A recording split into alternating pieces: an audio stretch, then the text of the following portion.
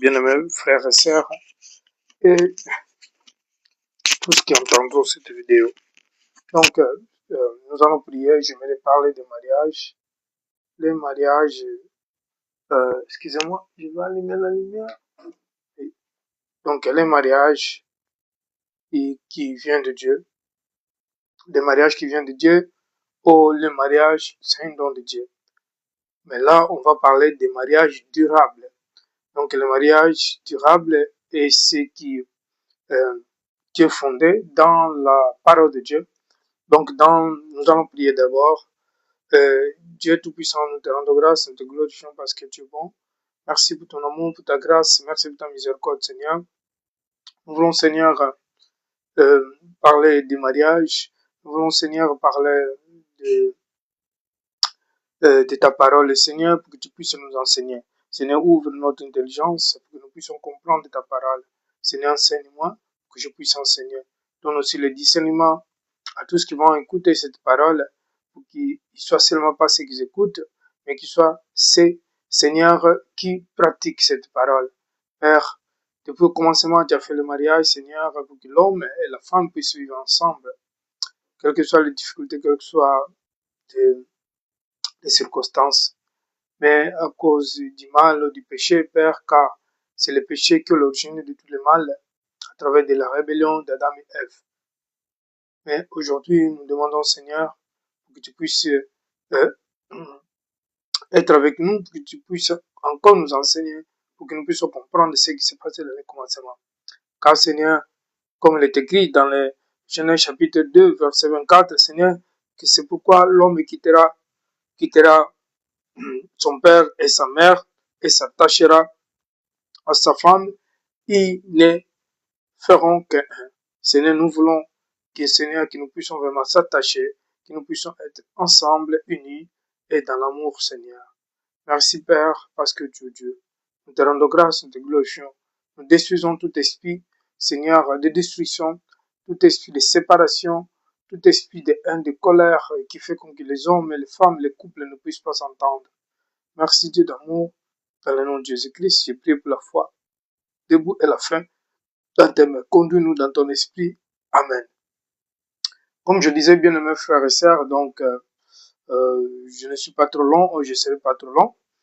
Alors, les mariages durables, comme la Bible dit dans le Genèse chapitre 2, que l'homme et la femme l'homme quittera ses parents, la maison de son père et sa mère, et il va l'habiter, s'attacher avec sa femme, pour qu'ils puissent être ensemble, pour qu'ils puissent vivre ensemble. Donc, le premier mariage n'implique aucune classe, de dérogation, ne rend possible une séparation, mais Dieu, il veut que le mariage dure ou soit durable pour toute la vie. Dieu, il veut que le mariage soit durable, soit dur ou durable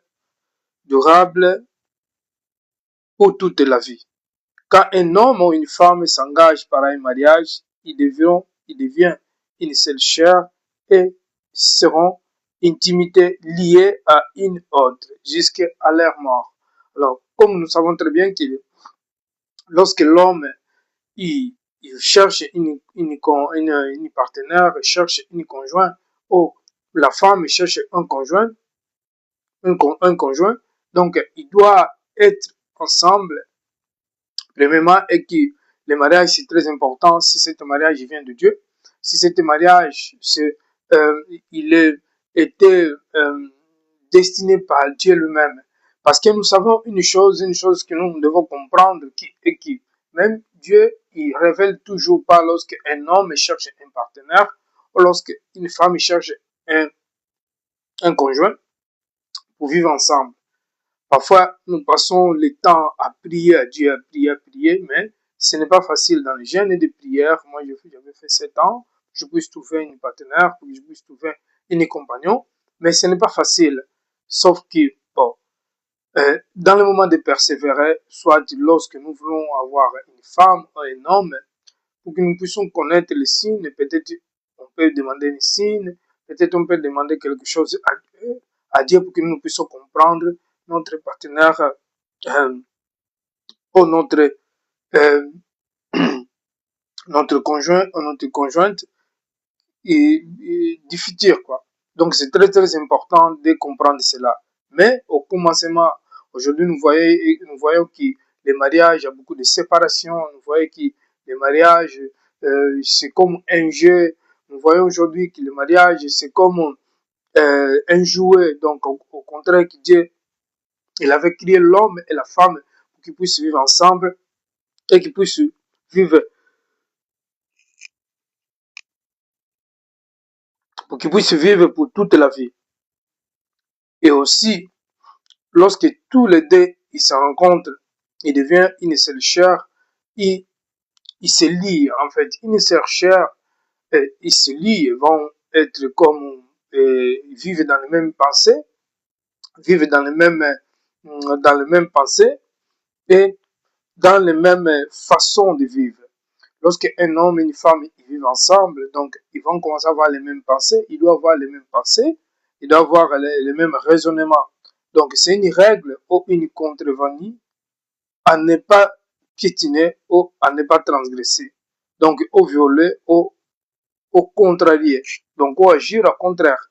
Mais il doit être respecté comme le Seigneur Jésus-Christ l'a dit dans le Matthieu chapitre 19, verset 3. Donc les pharisiens, ils voulaient étendre des pièges au Seigneur Jésus-Christ. Sauf que tout ce que les pharisiens demandaient au Seigneur Jésus-Christ, le Seigneur Jésus, il savait déjà et il donnait la réponse, c'est qu'il fallait. Alors, dans le Matthieu chapitre 19, verset 3, il dit, les pharisiens l'aborderaient et pour lui tendre un piège, il lui dirait, est-il permis à un homme de divorcer de sa femme pour n'importe quel motif? Mais le Seigneur Jésus-Christ, il répond, dans le 19, 6, il dit, aussi ils ne sont plus deux, mais se font que un. L'homme ne sépare donc pas ce que Dieu a uni. Donc, la réponse, je n'ai pas mis le verset 5 parce que il nous parle déjà dans le Genèse 2, 24. Donc, personne ne peut séparer ce que Dieu a uni. Depuis au commencement, donc, Dieu, il avait créé l'homme, il avait créé la femme pour que la femme et l'homme puissent vivre ensemble. Alors, sachez-le qu'il y a beaucoup d'investigateurs bibliques qui disent que la première femme que Dieu, il avait donné à Adam, c'était pas Ève, mais c'était Lilith. Donc Lilith qui est devenue cette femme qui soi-disant les femmes de nuit. Donc aussi nous devons comprendre que c'est pas tout ce qui s'est passé dans les Genèse et qui est écrit dans la Bible et que Dieu a révélé à Moïse.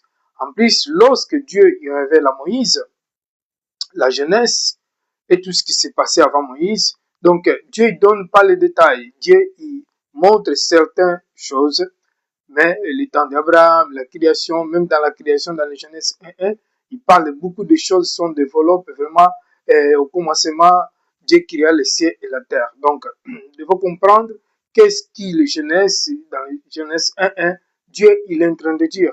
Parce qu'en réalité, un verset dans la Bible peut nous dire beaucoup de choses si nous prenons attention de vraiment d'étudier cet verset-là ou de comprendre que Dieu nous donne une révélation de ce qu'il veut dire.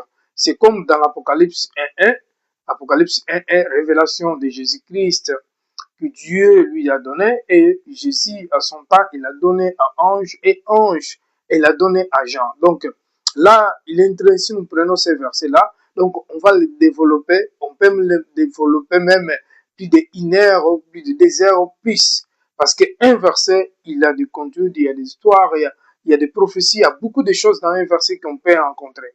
C'est pour cela c'est important que nous puissions étudier la Bible. Si le Seigneur aujourd'hui moi, j'ai déjà lu beaucoup la Bible, j'ai déjà lu, j'ai relu. Donc, je suis en train de les relire pour que je puisse comprendre, pour que je puisse enseigner. J'ai déjà dit que j'ai enseigné déjà la parole de Dieu lorsque j'étais dans les fils de Nancy. Mais aujourd'hui, je suis en train de reprendre la Bible pour que je puisse enseigner. Je n'ai pas besoin d'aller faire beaucoup d'études bibliques pour que je puisse aller se mettre beaucoup de choses dans ma tête. Mais la Bible, en soi lui-même, peut nous enseigner. Si nous demandons la sagesse et l'intelligence à Dieu, donc, on peut connaître la Bible et on peut l'enseigner sans trancher, sans augmenter. Mais l'Apocalypse, on a besoin que si Dieu il donne une révélation à quelqu'un, donc on peut comprendre cette parole, on peut comprendre l'Apocalypse pour que Dieu nous donne cette révélation pour que nous puissions enseigner. Donc ici, le Seigneur Jésus-Christ, lorsque les pharisiens sont les demandés, alors ils sont abordés et les pharisiens l'aborderont. Et pour est-ce qu'il est-il permis d'un homme de divorcer de sa femme, n'importe quel motif? Mais en réalité, et qu'on ne peut pas se divorcer de sa femme, ou la femme demander le divorce à son mari, à n'importe quel motif, non. Parce que sinon, ça sera quoi alors de se marier? Ça servira quoi un homme ou une femme de chercher un compagnon ou une compagnère? Donc là, le Seigneur Jésus-Christ, il répond dans le verset 6, il dit, aussi ne sont plus deux, donc quand un homme et une femme, ils vont se unir, dans le verset 5, donc, et dans le verset 6, il dit qu'ils sont plus deux, donc ils sont un. Sauf que dans cette verset-ci, nous comprenons spirituellement.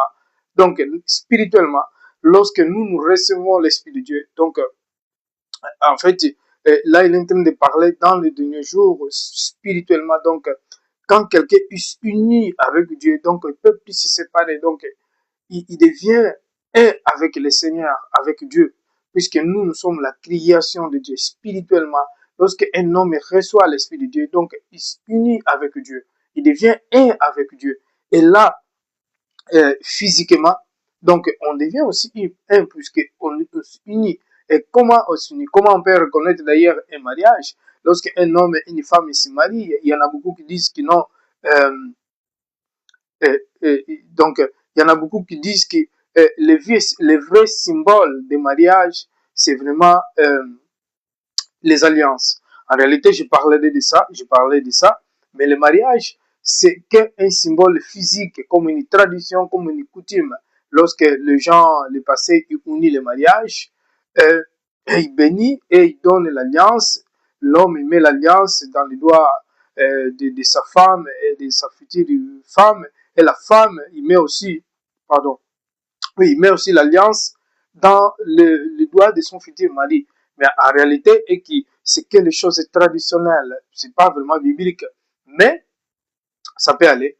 Puisque, en réalité, on peut mettre des alliances, avoir les alliances, mais un des meilleurs symboles, un des meilleures choses qui nous unit, c'est l'amour et aussi la relation lorsque l'homme et la femme, ils habitent ensemble.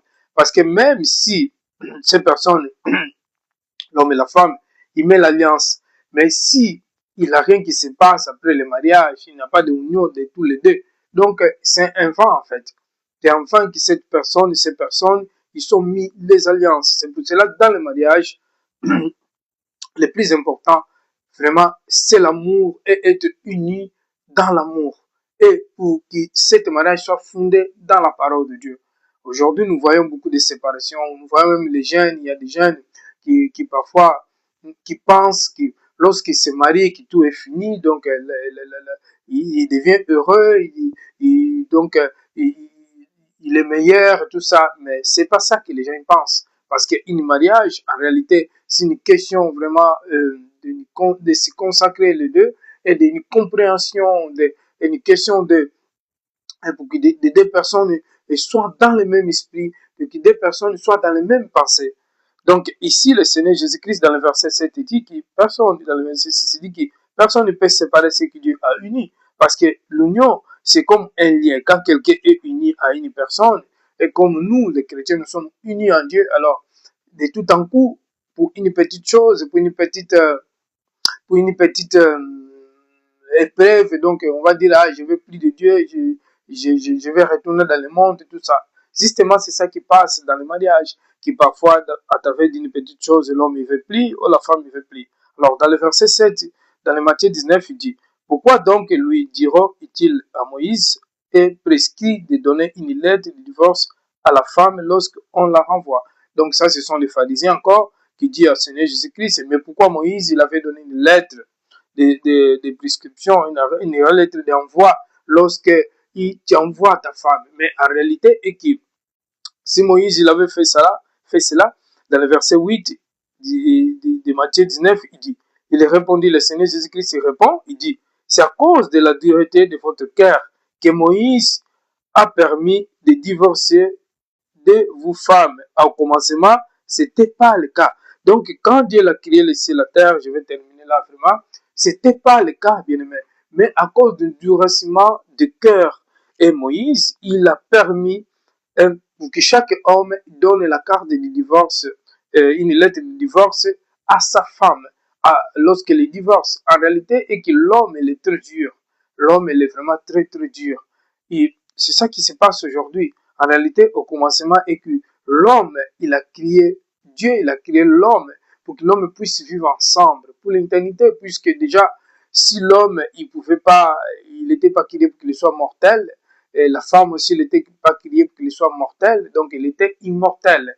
Donc, à travers de cette immortalité, alors Dieu écrit l'homme qui est Ève, qui s'appelle femme, écrit l'homme qui est Adam, et qui est esprit d'ailleurs, si vous voulez, spirituellement, la femme qui est la chair, et spirituellement, la signification de la femme spirituellement, ou d'épouse, donc c'est la chair, et l'homme qui est l'époux, c'est l'esprit. Donc l'esprit, il vient habiter dans la chair pour qu'ils puissent vivre ensemble, pour qu'ils puissent cohabiter ensemble, pour qu'ils puissent marcher ensemble, pour qu'ils puissent penser ensemble, pour qu'ils puissent dormir ensemble, pour qu'ils puissent faire des choses ensemble. Donc les mêmes pensées, les mêmes buts et les mêmes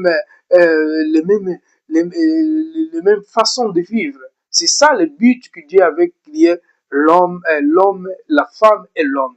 Donc nous voyons dans les Genèse et qu'Adam il était tout seul. Alors Dieu il quitte la femme et il donne à Adam pour qu'Adam soit, la femme soit sa compagnon. Mais aujourd'hui, à cause de Satan, tout ça, c'est à cause de Satan, pardon, c'est pour cela qu'il y a beaucoup de séparations dans le mariage. Parce que sinon, ce n'était pas le cas. C'était pas la volonté de Dieu. Comme la mort, c'était pas la volonté de Dieu. C'était pas dans le plan de Dieu. C'est pour cela, c'est ça que le Seigneur Jésus-Christ est en train d'essayer d'expliquer ici aux pharisiens, que c'était pas de la volonté de Moïse. Parce que Moïse connaissait la loi de Dieu et lui savait que quand l'homme il se marie avec une femme, donc il ne peut pas se séparer jusqu'à la mort. Et aujourd'hui, nous voyons qu'il y a des hommes qui se divorcent. Il se divorce sa femme dans 2 mois, dans 3 mois, il va prendre une autre femme. Il y a des femmes qui quittent son mari, donc dans 2 ou 3 mois, il va se marier avec un autre homme. Pourtant, ils sont déjà mariés. Il y a même beaucoup d'hommes qui sont se mariés déjà plus de 3, 4, 5 fois. Donc, si nous continuons dans le verset 8, nous allons voir qu'il est répondu que c'est à cause de l'endurcissement de votre cœur. Donc, Moïse, il vous a permis, donc, de divorcer. Donc, Moïse, ce n'est pas Dieu. Moïse, il était seulement un prophète qui n'était pas Dieu. Mais Moïse, il a permis les hommes pour qu'ils puissent divorcer à cause de l'endurcissement du cœur de l'homme. Mais l'homme, il doit faire une lettre. Quand il divorce sa femme, il envoie une lettre qui dit que non, moi je te divorce à cause de ça, ça c'est ce qu'il t'a dit. Mais si nous voyons dans la continuité, dans le Matthieu chapitre 19, nous allons voir que le Seigneur Jésus-Christ, il n'a pas permis cela. Hein? C'est à cause simplement d'adultère. Et même si à cause d'adultère, mais l'homme, il peut aussi pardonner sa femme. Et quelle que soit la femme, il peut pardonner aussi son mari. En réalité, c'est très très important. Donc, si le Seigneur m'a parlé pour enseigner selon le mariage, pour que je puisse faire des conférences, enseigner, parce que en réalité, et que Dieu considère le mariage, et que Dieu considère la vie de couple. La vie de couple, c'est très très important.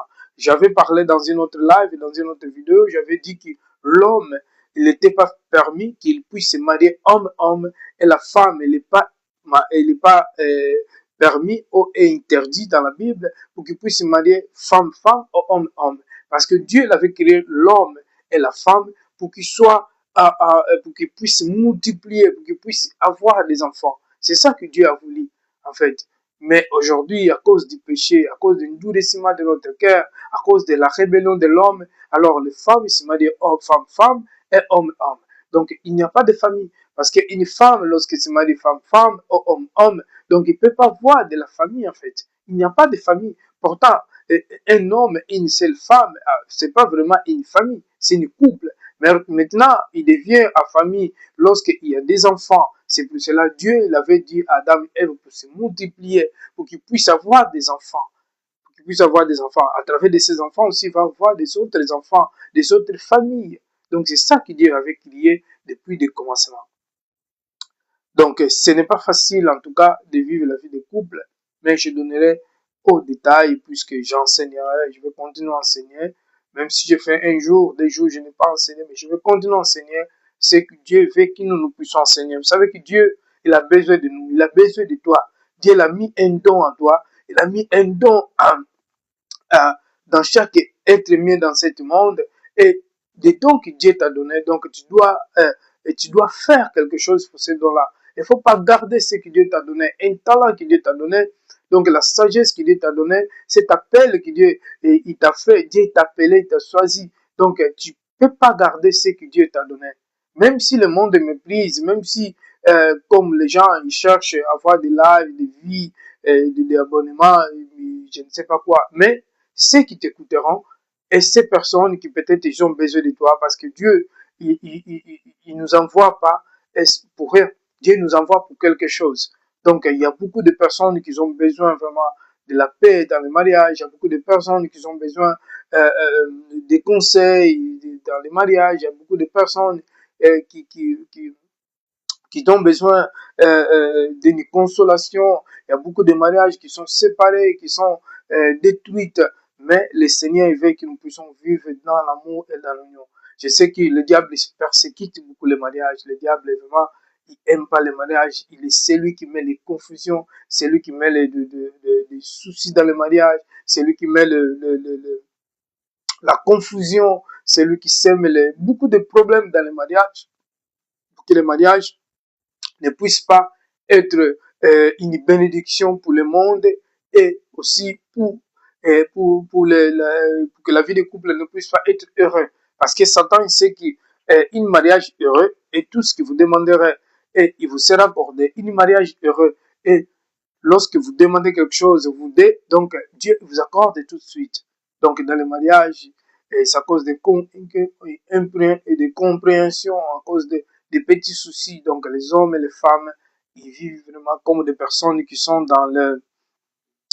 comme des ennemis. Pourtant Dieu il n'a pas fait Adam et Ève pour qu'ils soient des ennemis, mais il a fait Adam et Ève pour qu'ils soient ensemble, pour qu'ils soient comme des amis, comme nous sommes amis comme Jésus-Christ. Le Seigneur Jésus, c'est pas notre ennemi, c'est notre ami. Il doit être notre ami, il doit être notre père, il doit être notre mère, comme une femme. La femme, c'est comme un ami, comme une mère, comme une compagnon, comme une collègue. Et c'est comme le mari aussi, c'est une collègue, c'est un collègue, c'est un père, c'est un fils, c'est aussi un compagnon, c'est tout. En fait, quand vous êtes ensemble, vous vivez ensemble dans une même toit, donc vous êtes une grande famille.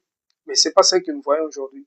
Nous voyons aujourd'hui dans la vie des couples il y a même des personnes des couples la femme il dort dehors, ou il dort dans les salons, l'homme il dort dans le lit, donc l'homme il dort dans les salons, la femme il dort dans le lit, donc il y a beaucoup de problèmes dans les mariages. J'aimerais vous inviter, je suis en train de préparer en live, c'est parce que ça sera limité les conférences que je suis en train de préparer pour des femmes, pardon, pour des couples et tout cela, au mois de décembre, si Dieu le veut. Et donc, vous êtes bienvenus aussi si vous serez en live, mais ça sera vraiment au moins 10 couples.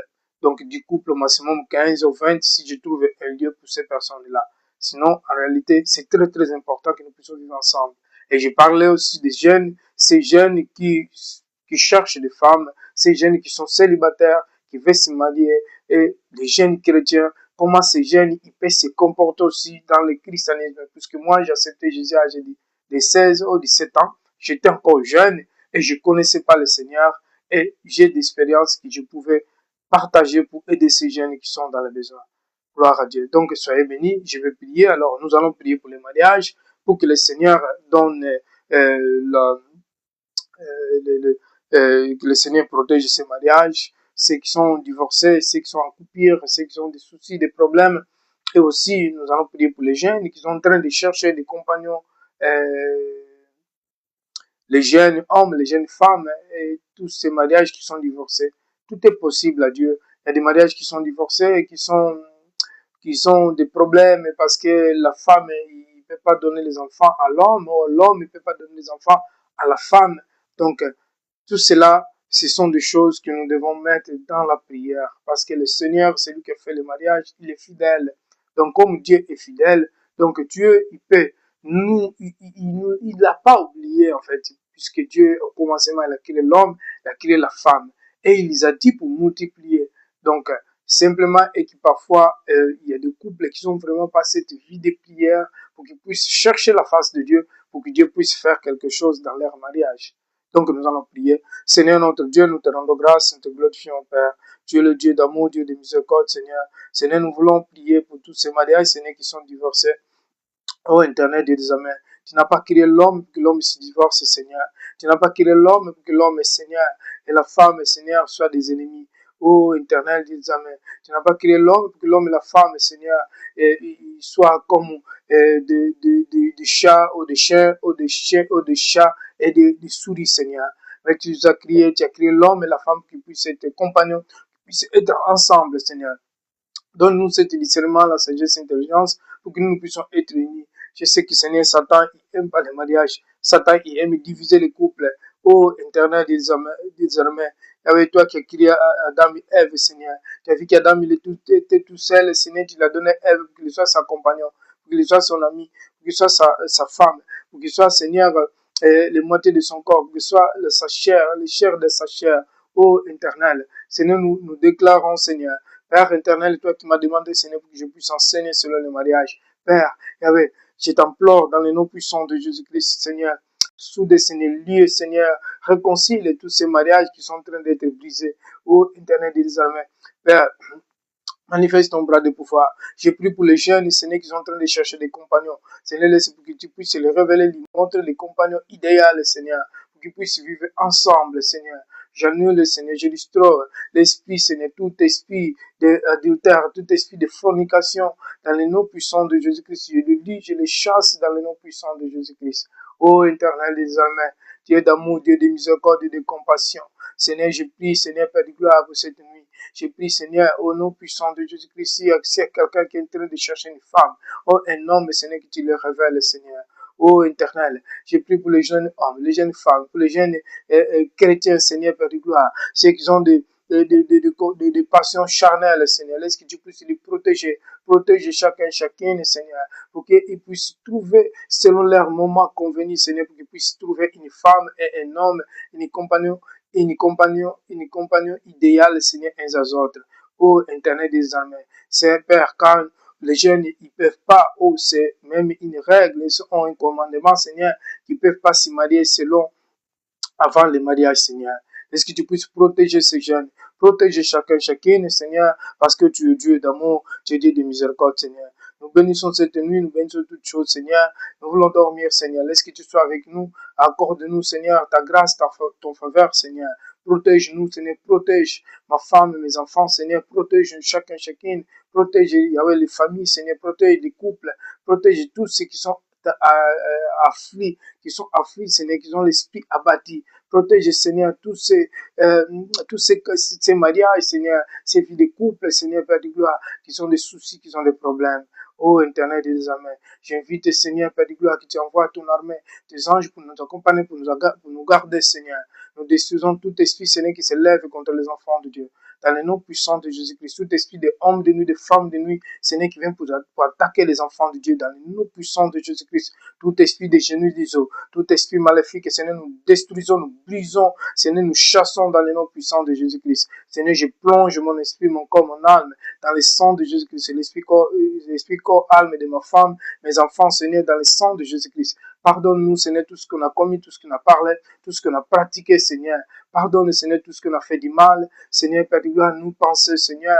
Ô Père éternel des armées, conduis-nous penser, conduis-nous, dirige-nous, Seigneur. Nous chassons toutes les mauvaises pensées, tous les désirs charnels, qui soient neutralisés, Seigneur, les désirs de la chair, Seigneur, qui soient condamnés, qui soient détruits dans le nom puissant de Jésus-Christ. Ô éternel des armées, Seigneur, toi qui nous as crié, toi qui nous as façonné, Seigneur, enseigne-nous, Seigneur, et aussi conduis-nous pour que nous puissions marcher dans ta parole, pour que nous puissions, Seigneur, connaître plus ta parole, Seigneur, et pour que nous puissions être plus en plus dans la profondeur de ta parole, Seigneur. Merci parce que tu es Dieu, Seigneur. Merci pour bénir aussi les églises, Seigneur, les serviteurs, les servantes, tous ces Seigneurs, Père de gloire, Seigneur, qui sont à toi, Seigneur, ceux qui te servent. Seigneur, pour que nous puissions être unis, pour que nous puissions être ensemble, car Seigneur Jésus-Christ, tu n'es pas venu pour désunir ceux qui croient en toi, mais tu es venu pour nous unir, Seigneur, ô Père. Merci, Internet désormais. Merci pour cette nuit, Seigneur. Merci pour toutes choses, Seigneur. Couvre-nous en bas de tes ailes, qui ne soient pas vies, qui ne soient pas localisés, Seigneur, qui nous soient invisibles dans le monde des ténèbres. Seigneur, nous détruisons, Seigneur, tout esprit qui nous attaque, Seigneur. Toutes les pièges que l'ennemi a préparées, Seigneur, nous brisons, nous détruisons, nous rejetons dans le nom puissant de Jésus-Christ toutes les pièges du monde des ténèbres, Seigneur, toutes les pièges maléfiques et toute arme forgée contre moi, contre mes enfants, contre ma famille, contre ton peuple, Seigneur, qui soit ni les sans effet et toutes les langues qui s'élèvent pour le jugement, nous condamnons les langues qui s'élèvent pour le jugement, nous condamnons la destruction, Seigneur. J'enverse le sang de Jésus-Christ dans les chambres des enfants, dans la douche, dans les toilettes, dans les maisons, Seigneur, que ma maison soit couverte de sang de Dieu, dans toutes les maisons, Seigneur, ô Père éternel et désormais. Père, dans la cuisine, Seigneur, j'enverse le sang de Jésus. Quel que soit dans les robinets, dans les poubelles, dans tous les endroits, Seigneur, Père de gloire, où l'ennemi peut entrer spirituellement, Seigneur, je scelle par le sang de Jésus-Christ, Seigneur. Ô éternel désormais, tu es le Dieu de Dieu, Dieu vivant, Dieu puissant. Je déclare la grâce et les faveurs cette nuit, Seigneur. Aucun esprit mauvais, Seigneur, qui viendra m'atourmenter. S'il y a un sorcier, un marabout, Seigneur, qui se lève, ô Père de gloire, qui vient des quatre coins du monde, Seigneur, pour venir m'atourmenter, Seigneur, qui soit consommé par le feu, au nom puissant de Jésus-Christ, Seigneur, je veux que le feu de Dieu, Seigneur, Père de gloire, qui touche, qui brille de toutes les sorciers, toutes les marabouts, Seigneur, quel que soit, Seigneur, où ils viendront. Père de gloire, au nom puissant de Jésus-Christ, je brise et je destrois, Seigneur, tous les transports du monde des ténèbres, Seigneur, les GPS, les caméras, tous les réseaux du monde des ténèbres. Je distors, Seigneur, les voitures du monde intérieur, les caméras des avions, Seigneur, qui dans la sorcellerie, qui soit consommée dans les noms puissants de Jésus-Christ, Seigneur, notre Dieu. Ô éternel Dieu de sa mère, tu es le Dieu de gloire, Seigneur, le Dieu vivant, Seigneur, celui qui règne. Nous te levons, nous te rendons la gloire, l'honneur. Ô éternel, sois élevé, sois glorifié, Seigneur. Ô, c'est toi qui règnes, lion des tribus de Juda. Et toi la gloire. Et toi la puissance, Seigneur. Nous te bénissons, nous bénissons cette nuit, Seigneur. Nous t'élevons parce que tu es digne de louange, tu es digne d'être exalté, Seigneur. Oh, merci pour ton amour, pour ta grâce, Seigneur. Je déclare la santé, la paix, Seigneur. Je prie pour ce mois de novembre, qu'il soit un mois, Seigneur, de bénédiction, que la grâce et le faveur m'accompagnent. Seigneur, avant la fin d'année, Seigneur, je déclare la grâce, Seigneur. Je déclare la grâce, les faveurs, la grâce et les faveurs, Seigneur. La prospérité dans le nom puissant de Jésus-Christ. Merci, éternel des désormais. Merci pour ton amour, pour ta grâce. Merci pour ta compassion. Merci, Seigneur, pour unir les mariages, les mariages, la vie de couple. Ceux qui sont en train de se séparer, Seigneur. Oh, éternel des miséricordes. Donne-moi la pitié de ta pitié, Seigneur. Donne-moi la grâce de ta grâce, Seigneur. Donne-moi la compassion de ta compassion. Oh, éternel des armées. Tu es le Dieu de Dieu, Père de gloire. Oh, éternel, Seigneur, enseigne-moi, Seigneur, enseigne-moi plus pour que je puisse encore enseigner ta parole. Quand tu m'appelles Seigneur, pour que je puisse enseigner. Tu m'appelles dans le ministère du doctorat, Seigneur. Mais je ne sais rien parler. Je ne sais rien, Seigneur, enseigner. Oh, éternel des armées. Seigneur, laisse que tu puisses m'enseigner pour que je puisse enseigner ton peuple, Seigneur. Merci, Seigneur, pour bénir. C'est quelqu'un qui est malade. C'est quelqu'un qui a des difficultés. C'est quelqu'un qui a un problème administratif, qui a des soucis, Seigneur. Est-ce que, Seigneur, tu puisses, Yahweh, donner la solution de ces problèmes, la solution des problèmes de chacune. Je prie pour les chrétiens, pour les bouddhistes, les hindous, les musulmans partout, qu'ils puissent se convertir, Seigneur. Ô éternel des armées, pour les athées, Seigneur, le gouvernement, les autorités, Seigneur, du monde entier, partout, Seigneur, qui puissent se convertir. Bénis les chrétiens, protège chacune, protège, Seigneur, les missionnaires, protège, Seigneur, les chrétiens dans les pays musulmans, dans les pays où ils sont persécutés partout dans le monde, protège-les, garde-les, Seigneur. Merci, éternel des armées, dans les noms puissants de Jésus-Christ. Je bénis la nuit, je bénis toutes choses, Seigneur. Merci, Dieu de gloire, tu es tout puissant. Je bénis, Seigneur, toutes choses, Seigneur, tous tes éléments. Ô éternel des armées, j'enverse le sang de Jésus, Seigneur, dans les airs, dans l'eau, dans les rivières, Seigneur, dans la mer, et dans les forêts, dans tous les lieux, Seigneur, dans les noms puissants de Jésus-Christ. Gloire et honneur à toi, Seigneur, je prie pour la foi. Amen. Soyez bénis, bien-aimés, que la paix et la grâce de notre Seigneur Jésus-Christ soient avec vous. Donc, je vous laisse. Bonne soirée. Peut-être, si Dieu le veut, on se trouve demain. Que Dieu vous bénisse.